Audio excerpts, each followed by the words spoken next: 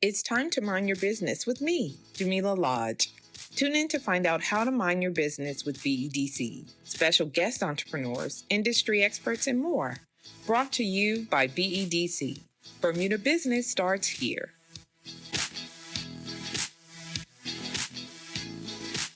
So welcome to Mind Your Business. I am Jamillah Lodge. Nice to meet you. Nice to meet you as well. And I'm pleased to have Jaime Ramsay, owner of BrandIt Bermuda. Welcome. Thanks so much. You're welcome. So before we get started, I'm going to give you an opportunity to tell me a little bit about yourself. Okay. So I'm Jaime Ramsay.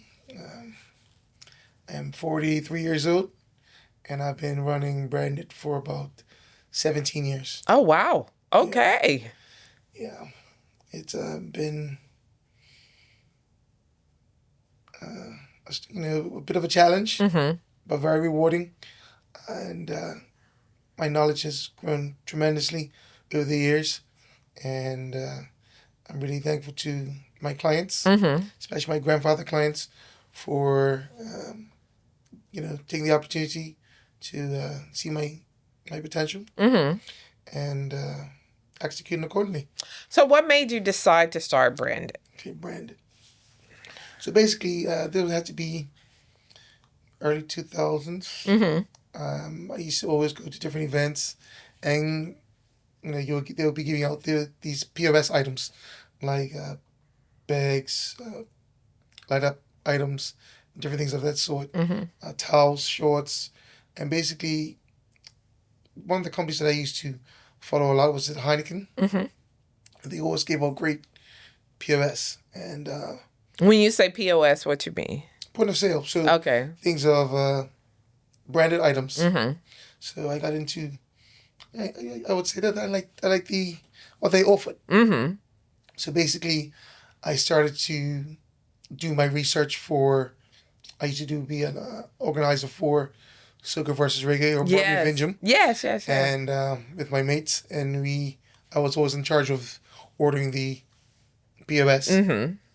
So bandanas, cups, tents, things of that sort, feather flakes. And I started to do business with the U.S. a lot. I found that it was limited. And the pricing was a lot more expensive. So I started to look into China. And I started to do business with them, started talking to them. And there was so much different lingo that I wasn't unsure of. And I had never sent money over that side of the world, so a bit cautious about doing that. But I continued to make new connections with the vendors or suppliers, and I got my first sample, and I was like, this is good quality, it's a good price, it's a good landed price, and I can offer it to my clients for a set price. And I continued to research different items, became a bit more confident in myself, and I said, I can actually do this. But I was doing it part-time because I had a full-time job, and I was chartering into unfamiliar territory. So you do what you know. When you go to school, they teach you to come back and get a job. Absolutely, yeah. They don't teach you to come back and start your own venture, yes, right? Right. So it took some time to get that confidence level up. Quite some time, because the thing is, I worked at the exempt companies, and then also worked at the hospital.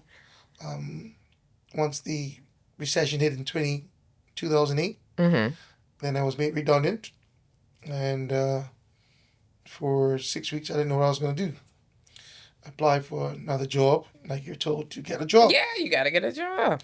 And I think that's the wrong framework that needs to be taught. I'm a self-learner. I didn't go to school for marketing or branding products or things of that sort. I went to school for IT. And I went to school for IT because it's something that I had to. I liked computers at the time. And I said, let me do this. I wasn't sure what I wanted to do. But at the end of the day, it was not my passion. And I had to find my passion. So the job satisfaction that I get from doing working, trying to think something from a concept in your head Yeah. to a physical product in your hand is so much more rewarding. Yes. So it allows that creativity to come out, right? Yeah. So it's been a beautiful road. And this is my first company, BrandIt Bermuda. I also own Jaime Madison Collection. Yes. So that's named after my daughter, and I've been in business now for almost 10 years. So talk to me about, because BrandIt is 17 years old. Mm-hmm. Jaime Madison Collection came after. Mm-hmm. What was the thought behind creating your own kind of branded products? Okay, so basically, when I did, let me just go back a little further. Mm-hmm. With BrandIt was my first baby, I call it, right? And before it was called BrandIt, it was called Bermuda Glow. And basically, we bought in glow products and offered to the city of Hamilton in 2010. You mean like the glow in the dark type products? Got you. Okay. Right. It's not. We changed the actual name. Well, I changed the actual name in 2014 to BrandIt Bermuda. I was in Brazil with my brother and his friend. And we were just talking about lunch. We was at lunch. We were just talking about my company and how I wanted to expand it. And he said, you need a better name than Bermuda Glue so people know exactly what you do. Mm-hmm. I said, that was correct. And I just said, BrandIt. And then the next day, his mate had come back and had a logo and everything created for me. And that was a special time. Uh-huh. And then I haven't looked back ever since. I mean, that's awesome. And to have people in your corner that support your vision for growth and expansion, to come up with a logo just like that. You said it and then it happened, right? So I came up with a logo in about 12 hours. I was like, yeah, this is it. Rebrand my whole products and start from with this naming convention. Right. And do you think that having that name change actually benefited you? 100%. 100%, because a lot of times I'll do work for clients and I don't put my brand on it. Mm-hmm. So I started to put my brand on the product. So say, for instance, you're ordering some bandanas, 1,000, 2,000 bandanas. The tag on there, I'll put BrandIt. Mm-hmm. And open up new opportunities for other people to see it, right? Mm-hmm. And it took me a little while to actually implement that because basically there's so many orders. I want to just get it here. Mm-hmm. But sometimes you have to take the time to, actually 2 days for production to put your brand on there. Mm-hmm. So that worked. So that was 2014, changed the name. And then I started to do a lot of work with BGA. Mm-hmm. I did work with BGA. They were like I consider a grandfather client. Mm-hmm. I'm really thankful for them because they were one of our first core clients, and we still have a great relationship today. Mm-hmm. And they order for all their different brands. Then it's Bars and Lightborn, another great client. And then we started to do a lot of work for the exempt companies. Mm-hmm. And then I met so much great people like Shireen Olabridge, another person that encourages me. I met her when she was at Cell One. And it's been a great ride meeting so many talented people. Mm-hmm. I believe everybody has good ideas. It's just the execution of those ideas. Correct. So one day I was, had to be, 12 years ago. I was sitting in traffic after August. So I'm flat out between February and August. Mm-hmm. After August, I have to September, it's like my business dies down because it's seasonal. Right. So everyone's ordering between February and August, right up until Cup Match. And then it's like, I said, what am I going to do now? Right. So I'm somebody that constantly likes to stay active and look for new things to do. Mm-hmm. And I went down to Marine Locker and bought a Helly Hansen jacket because now it's getting a little bit cooler. Mm-hmm. And I bought that a few weeks before. And now I'm at the stoplights on my way to work, rush hour traffic. someone was at the pedestrian, Mm-hmm. so we had to, of course, have to stop. There's a red light, and the next bike that pulls up had a Helly Hansen. The next bike pulled up, Had Helly it. Hansen, Mm-hmm. Helly Hansen, Helly Hansen. He said, and a light bulb went off in my head, Mm-hmm. and I said, okay, I'm gonna try this. So at the time, I was making some football jerseys Mm-hmm. for a youth club in Bermuda, and I asked my supplier, could you make jackets? He says, yeah, I can make jackets. So I got all these different color combinations done. They're really attractive, really Bermudian. Mm-hmm. And I ordered some samples. I like the samples. Okay. I said, well, it's a large project. Let me get another investor. So I found another investor and we sent it to mass production. Mm-hmm. A few weeks later, my supplier hit me up and said that it was getting blotches in the material during mass production, Mm-hmm. and he couldn't figure it out. The factory couldn't figure it out, and unfortunately, he couldn't accept the project, Mm. which was a bit, was a speed bump. Yeah, Speed bumps are expected in this thing called business. that's right. It Right? happens. So I then was discouraged, and he sent me back the majority of the funds, but all the sample fees, which can get quite costly, Expensive, yeah. he was unable to return that. So I went back to the drawing board. I left it alone for 3 months. But something was just kept eating at me. Mm-hmm. So you got to do this. So I was expecting my first child, my only child. Yeah. And it was a girl. Mm-hmm. And I named her Jamie Madison. Mm-hmm. So she's my world. Oh. She's 9 this year. Okay. Oh, she's 10 this year, sorry. Shout out to Jamie Madison. Yeah. So she's at Summersfield. Oh, my daughter goes Summersville as well. So I went back to the drawing board. I went and talked to 4 or 5 other suppliers and ordered samples, spent a lot more money, and I finally found the sample that I was looking for. It happened to be better than the one. The first one, okay. Correct. And because one thing about Bermudian people, they're very finicky. So they may buy it once, but if they don't like the quality of it, they're not going to buy it again. So I had to make sure that the quality was right and it was ready for 4 seasons, because we got 4 seasons in one day. So I wanted to make sure that it was waterproof. I want to make sure that it's attractive. I want to make sure that it's not heavy and it's going to keep you warm. And it finally fit every single criteria. And we went to mass production. And then when it finally got here, it took maybe 12, maybe 14 months before it actually took off. And what was that point that made it take off, you think? Oh, it's just different marketing strategies. But then once someone sees something and different, it's like, oh, what is that? Where'd you get that from? It creates conversation. And it's just something that I want to Marines to be proud of. Marines to be proud of.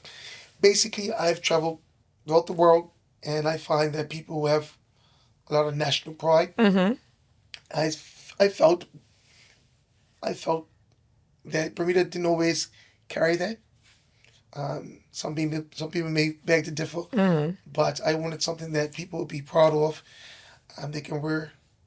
You have a lot of people living in England, all over the world, and they come back and they say they want the jacket for these other countries and jurisdictions, and I feel like it's something that everyone can be proud of. I love how in the last 10, 15 years, the Bermuda brand has built itself. How did you come up with the logo for the jacket? Even everyone else's brands. Yeah, it's Bermudian. it's still. I mean, it's everyone's happy to support local brands. Yes. And shout out to people like Me J, Yaya Apparel, and he's an excellent ambassador for building brands. Okay. And I look up to the work that he's done, and I really like what's the other brand young lady has? Unique Identity. I think that she's doing really good as well. What was your question? I'm sorry. I was asking you how you came up with the logo because it's Logo. when you see it, you know it's JB Madison, right? Right. So basically, my first tattoo, I got it. I was away in school, and it's on the back of my calf. Mm-hmm. It's the map of Bermuda and the long tail, Mm-hmm. and I got that recreated and into a vector format, Mm-hmm. and that's what we use as the signature piece. So that jacket really is you, like personified. It's your tattoo, it's your daughter's name. So it's Yes. a representation of what you feel is uniquely Bermudian. Yes, I wanted to identify differently. That's why I named it Jaime Madison Collection. Mm-hmm. Not just a Bermuda jacket. Right. Right. Right. So. And so talk to me about the collection and how it has expanded. It's expanded. Each year we come up with a different color scheme. Mm-hmm. We try not to repeat the same color twice. Our signature jacket is the Vader. Mm-hmm. I'm a Star Wars fan, so I named the jacket. See, it's all you. Yeah. But each jacket, so in the first few years, I realized that each jacket needed a name. Mm-hmm. So rather than, the red one. So the red one that we first created, the first year was called Bay, like Bailey's Bay. Mm-hmm. I'm a Bailey's Bay supporter. And my family came from Bailey's Bay, so I named the jacket Bay. Mm-hmm. So then also, the following year, I have nieces. Mm-hmm. So I have Callie J. Mm-hmm. I'm sorry, let me do the order. I have Avery, Callie J, Anaya, and of course, Madison, so it's my daughter. So basically, these little girls, I name it each jacket after them. Okay. So people say, "Oh, I want the Callie J." Makes things a lot easier to sort through And know what they're referencing because Yes. it's very specific to and that. then I did my godson. He's named Zaid. That jacket was quite popular. And Are they involved in the creative process? Like, do you get to say, Kelly J, what's your favorite color? no, my daughter is. Okay. My daughter is. So she's been begging me to do this purple jacket. So I haven't released it yet, but it's a beautiful 2-tone or 3-tone purple jacket. Mm-hmm. It's called Select Oh. because she actually gave me the color schemes. We worked on it together, but she told me, "Please don't make it for anybody else. Just make it for me." I said, "It doesn't work like that." Why not? it. Why not? So, yeah. I love that, though. I love that you're getting her involved in the creative process. Yeah, but I asked her. She says, "I said, do you want to learn the business?" She says, "No, Daddy, your phone rings too much." Oh, interesting. Yeah. Well, she's 9. So I think just creating that exposure for her is a good thing because, like you said, you went away to college because that's what you were supposed to do. So you can come back and get a job. And we, through this conversation, have already established that should not be the message that we're telling our young people. Yes. So where does it start, right? It has to start at home. Like you went through that whole experience and now you're on a whole new different path. Yes. So I think with your one and only daughter, I would hope that you would say, well, this is an option. She might decide that she wants to go get a job and work for someone else. But at least she can see you thriving in this kind of entrepreneurship landscape. So she knows she has choices. She knows she has alternatives. Yeah. So I want to ask you about the challenges, because I'm sure there were many.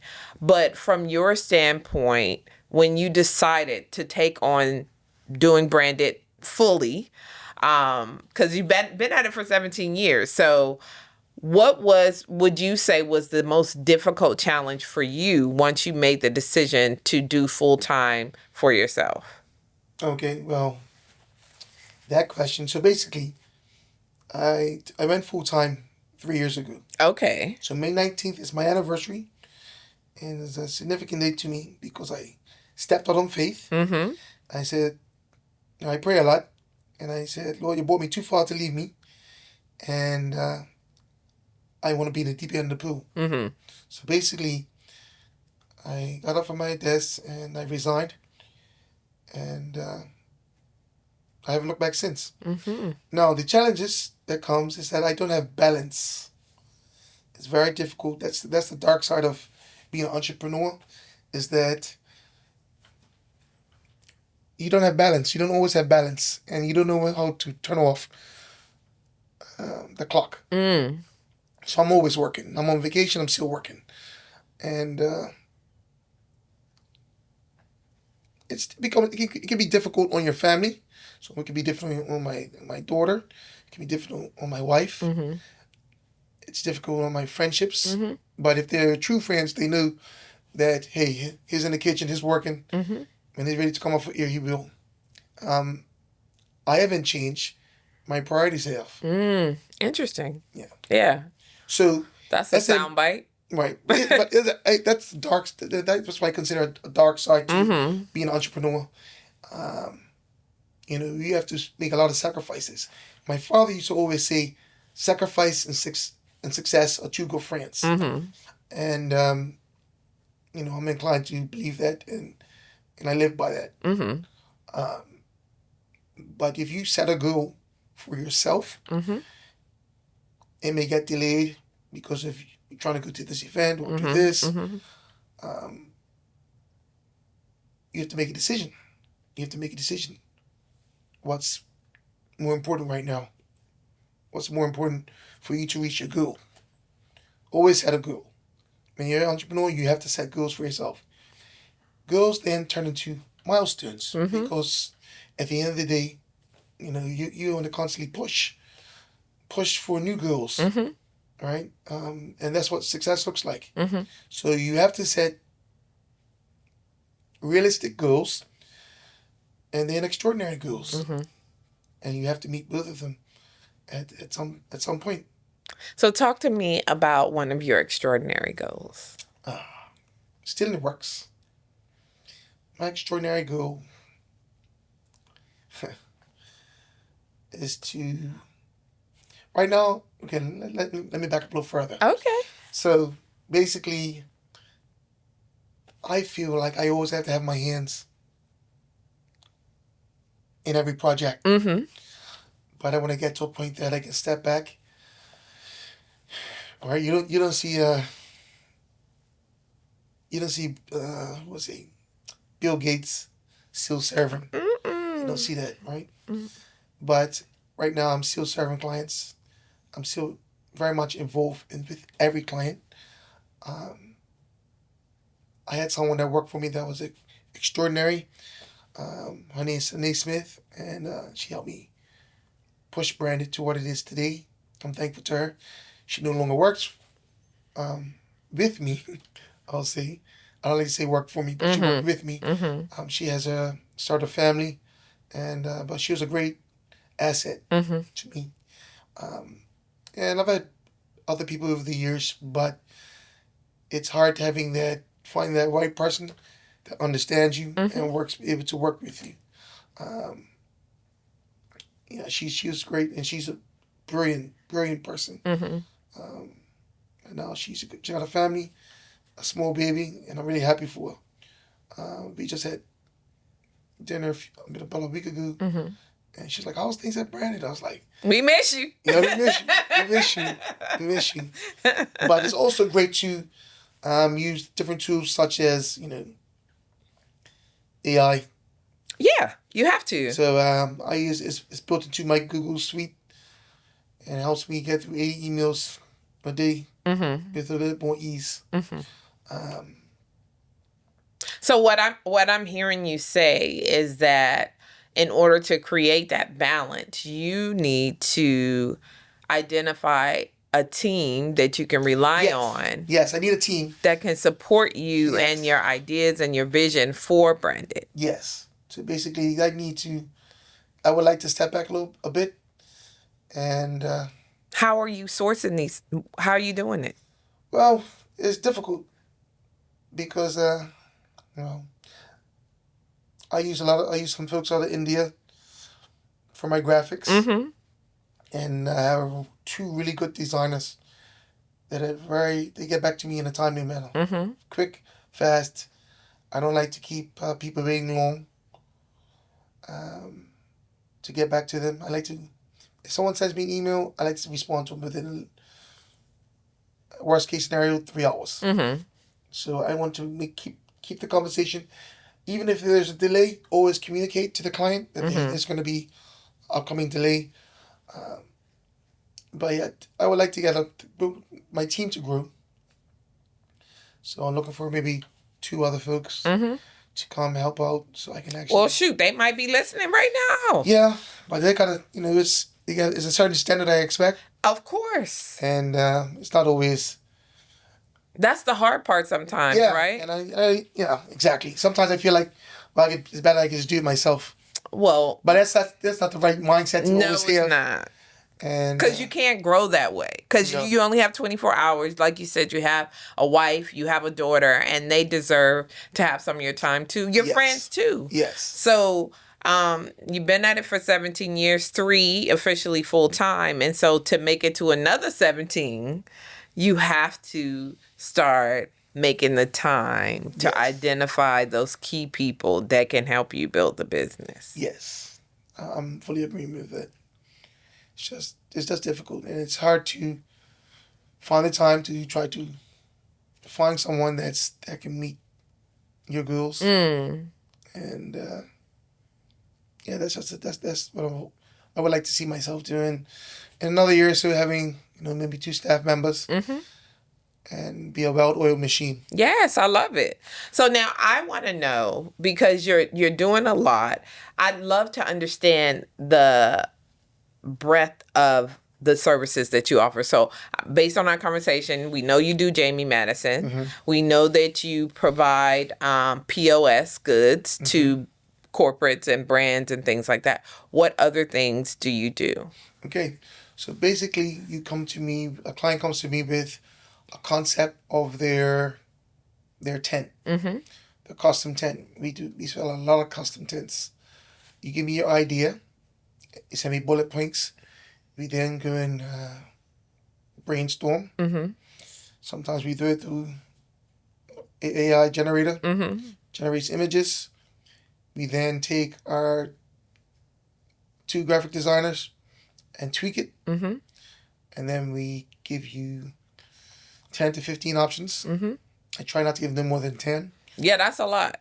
Yeah, 10 options, and then they please select one. Yeah. And then we can make amendments to that. And then basically, the changes that come back are very detailed. We make the amendments, we deliver to the client, and the client's like, I love it. Let's send it to production. Okay. Right? So tents, does that include logos, banners, anything that can be printed, we do. Okay. We just did some work for Bermuda Commercial Bank, and we just did some jerseys. So she gave me the concept that she was looking for. I then worked on some artwork with my designers, sent it back to her. She approved it. We brought in a sample, and then we sent it to mass production. So everyone was able to wear the jerseys during their end-to-end. I want to say shout out to Bermuda Commercial Bank for their business, and we appreciate you. Yeah. So what if people have their own logos and things like that? Yes. You do that as well. So it's not just custom. You Right. also. So if you send me your logo, your branding guidelines. So each company typically has a branding guidelines. So what you can and cannot do with that logo. You then you just send it to our design team based on your criteria, what you're looking for. We design that product. We place the logo on that product. You see a mock-up of it. And depending on their budget, the quality, based on what the quality should be. And we try to work within every client's budget. We then go back out to, basically, I do a lot of work out of China. I have a main supplier, and basically, she can get anything. And she's my So you can do, it's not just cloth or materials, it's as items. Anything. Got you. Okay. Anything. That's good to know. Yeah. So I've been working with this supplier for 17 years. Okay. All right. And I've met her once I flew over to China. I got more work done in 3 days than I'll get done in 6 weeks. Because I was physically there, we sat down, and whatever. Say, for instance, if I like something, say for instance, your jacket. Yes. You like that jacket? I take it to my supplier. They dissect it, and they recreate it. Mm. And then in 2 weeks' time, I have a new jacket for you. Okay. Yeah, it's time's up. I know. It goes fast, right? I'm sorry. That's okay. It's fine. People always are like, 30 minutes, what am I going to say for that long? But this is your whole like entrepreneurial journey, right? Mm-hmm. It definitely takes longer than 30 minutes to talk about that whole experience and how you came to be here in this space. So it just means you have to come back. Okay. I'm sorry. It just means you have to come back. No, but what I think that is, you've been dropping some gems. I'm like, he got bars. Is he a rapper or something? Like some of the things that you're talking about are real. You know what I mean? And I think are very integral for people to hear and understand, right? When it comes to entrepreneurship, it's not always we make it sound sexy and fun and exciting, but it's not always that. You have to make the sacrifice, yes, right? In order to achieve the success. 100%. And so not everybody is willing to, that's a bar, right? Yes. Put that on a t-shirt. But I think that you saying that helps people to understand, right? Mm-hmm. Because the success when you're an entrepreneur and your own boss, you set it, right? You set how high you want the bar to go. And that is what I find so freeing about the idea of entrepreneurship. Yes, it's hard work, but you get to determine how far you want to go. Yeah, you have to be a risk taker. Yeah, absolutely. You have to be a risk taker, and you can't. The final thing I'll say that's very important is that you are your own. I'm not saying it correctly. Let me say it again. Okay. You're running this race by yourself, right? Your only competition is your potential. Right? See? Bars. So it's very important to realize that, right? You can't, you're doing this on your own, and people's going to say a lot, or why you're not making time for your friends, family. But if you have set a goal in your mind, you have to execute it. But at the end of the day, you still need to find balance. Yes. Right? So that's something I'm going to work on. I'm working on, actively working on. But it's a little easier said than done. Of course, because you, based on what I'm getting from you, you are very firm in whatever that goal is, you're going to achieve it by any means necessary. And so I challenge you that as you look towards the next 17 years, you have to make time to build out that team that's going to help you create that balance. You have to do that, right? You can't just keep, the next one, you have to take the time so you can find another, what was the young lady's name? Sinead. No, another Sinead. No, said she had found somebody for me. She said she had found somebody for me, but the young lady, she got another position. Oh, okay. She said she's pretty good. I said she's just as good as you. She said, yes. But the point I'm trying to make is that you have to continue that search because you will find them. Yeah. And once you find them, then you will start to realize the balance. Yeah. It'll start coming into play. But the last thing I would say is that sometimes it's also hard to let go of your ingredient. Of course. Everybody makes codfish and potato, but not everybody can make codfish and potato. That's right. So you want to keep your recipe. But you can't do that. You can't do that. You can't. But you get what I'm saying. I understand exactly what you're saying, and I see it and I know it, but in order to reach the heights and the goals that I know you set for yourself, you got to share that recipe. You have to share it, right? It has been so nice talking to you. Likewise. I really appreciate this conversation. I appreciate the bars that you've dropped, the knowledge that you have dropped. And of course, I'm looking forward to continuing the conversation on a selfish level about how you can help us with our needs in terms of branding and all of that. Yeah. Go ahead. But I would like to do is come and have maybe 5 or 6 people. And I want the course to start at 8 o'clock at night and run till 2 a.m. maybe once or twice a month, so people can understand how to talk to Asia, some of the lingo that they use to get, because it could be very frustrating. Now, if you're sending emails during the day, you're not asking the right questions, you're not going to get a response until some hour in the morning. And then you have to start again. If you're not asking the right questions, they're going to give you limited information on this product. But I think that there's enough room in Bermuda for everyone to achieve their goals. But so let me understand what you're saying.